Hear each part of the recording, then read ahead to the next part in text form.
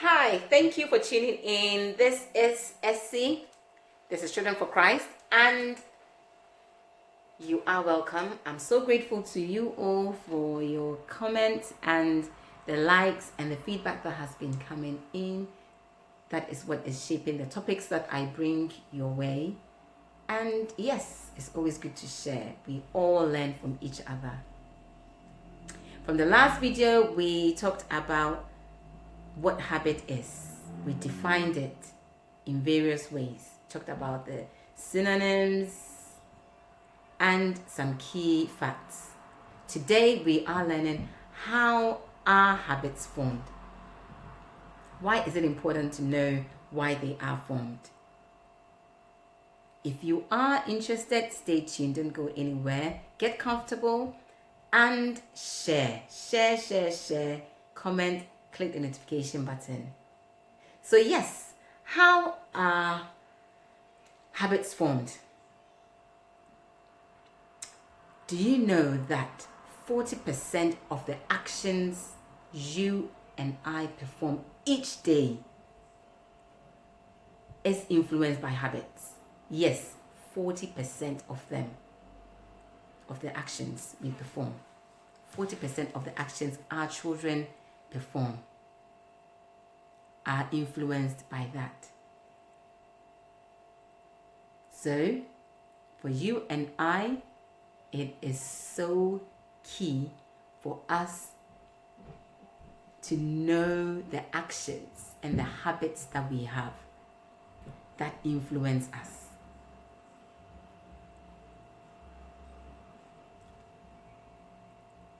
I'm sure you are thinking about it. Think about your son, your daughter, your niece, your nephew. Yes, 40% of the actions we perform. So that is why it is important to know how they are formed, because that is also going to help us to take control. That is going to help us to know how we can break from bad habits or how we can reinforce good habits in ourselves and in our children. Likewise, because we are the role models. What we do is what they copy. So it starts with us. But yes, we are concentrating on our children, the next generation. So yes, I'm just taking this diagram from the Word Count. It's very self-explanatory, it's very simple, it's very easy. But before I put the diagram there, have you ever thought about why there are certain behaviors that we continuously or repeatedly do or exhibit? Even though we know it's bad for us. One person may know that chocolates or sweets are not good for them because of health implications, because of maybe they may put on weight, but it is too sweet to control themselves and they tend to just do it. So it's the same way there are certain behaviors in our children that they exhibit that we think, why are they doing it all the time? Think about all those actions. Why? Why do we do that? Why does it happen? So, the first thing, if you look at the diagram, it says that you see cue or trigger, and then routine and reward. And it says the cue or trigger, that's the location, a time of day, certain place, and emotional state. So there must be a trigger. And sometimes when you're used to a certain time that you wake up, it's triggered. Your body triggers. You do it subconsciously and then you just wake up.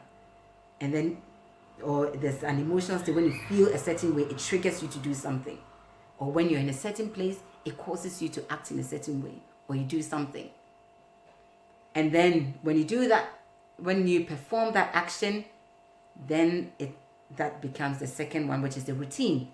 So whatever that trigger is, whether to watch a favorite TV show, whether it is a bad habit such as smoking, or whether it's eating too much sweets or chocolates, biting nails, that's the bad one as well.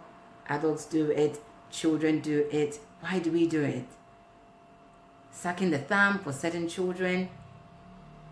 They become certain, it triggers, and then they start doing it. And then the third one is the reward they get. And that one, it says that the pleasure chemicals released in the brain because of the routine. So if you remember the last fact that I had in the previous video, it says that cravings are the brain's motivator. They are the brain's motivator. There are certain cravings that motivates it because they get a reward. There are certain things you do when you eat chocolate. Oh, it's so sweet. It is so satisfying. There are certain emotional states when certain people are sad. We hear of children who cut themselves, or adults who cut themselves, or when they are so sad, when they cannot control certain emotional state, then that becomes the byproduct, becomes certain bad habits. Or when you are happy in a certain, it causes you to do good. It causes you to help others. So think about all these things. So it starts with a trigger. So what is that trigger? What is triggering certain behavior in your child? Just from today, watch them. What triggers it? If it's a bad behavior, what happened previously? Watch them over a week, over several days. What triggered it? And when that trigger happens, what is the routine? What do they do? Then the reward, of course, they are the ones who feel the reward. We feel it. It's an innate thing. That's self-satisfaction. So that's why it says that this is a habit loop. It continues. It's continuous. So you can either reinforce it, or that is if it's a good habit, or if it's a bad one, you can break. If you know exactly where the trigger is, you can break that habit. You can break that time of the day. You can do something else to counter what you would have done in the past. And over time, you can either break away from that habit, or you can reinforce certain habits. So as parents, as we watch this should cause us to think about how we can help our children develop certain basic survival skills that should become a habit. If we start with them, okay, eat healthily from now. That's a good example. It becomes a subconscious decision. They don't even have to think about it when they are presented by a bad diet. They will make the right decision because they are doing it subconsciously. They will subconsciously reject a bad diet and choose subconsciously a good diet to eat, and that is good health.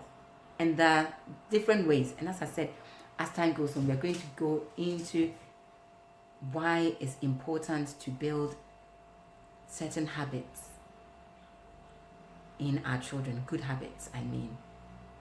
But I believe we've learned something today, how they are triggered, or some cues that will help us to know what the routine is, and it comes with a reward.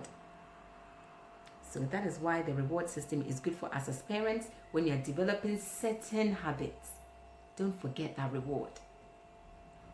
You need to create that trigger, give them that routine, and do what? Reward them after that. If you do it over time, it becomes a habit that they do it without thinking. Someone will say that, okay, that means I have to continuously give them that reward. But remember, after a certain time, they are so used to it that it's a subconscious thing. Mommy says brush your teeth all the time. Brush your teeth.